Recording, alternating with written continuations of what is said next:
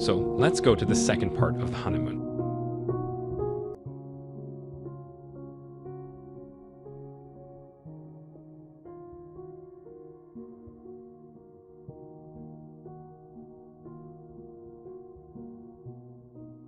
In this part, we're gonna implement the 6 steps together practically. In the previous part, we talked about the 6 steps toward becoming an SQL Server Analysis Service expert.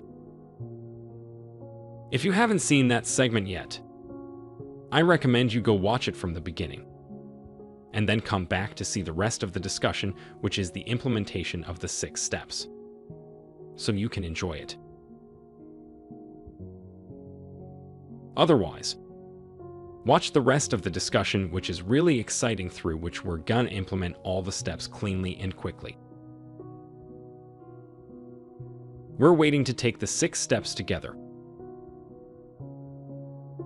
but I've prepared another step called the zeroth step here too. Now, what's this zeroth step about? This goes back to the promise I gave you in the beginning. I want everything to go right so that nothing can stop you from learning.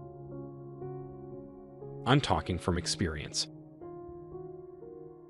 An example is a memory I have from one of my students from long ago.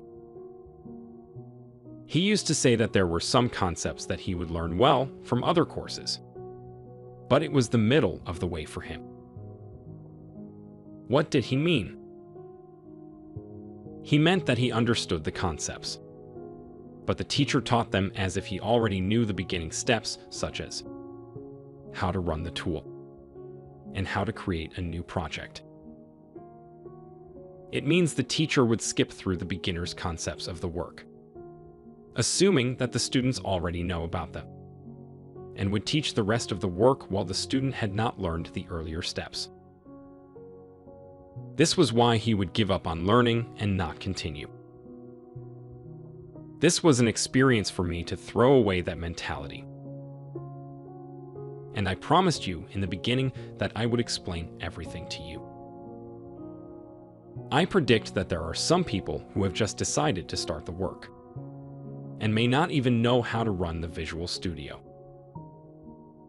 Although I taught you how to run the Visual Studio and create a new SSAS project at the beginning of the work after installing the Visual Studio, I'd rather mention these simple notes again for these friends, and then move on to the implementation of the 6 steps. That is why I've named this step the zeroth step, because it contains the initial steps that need to be taken to build and create an SSAS project. And then we'll carry on with the rest of the work.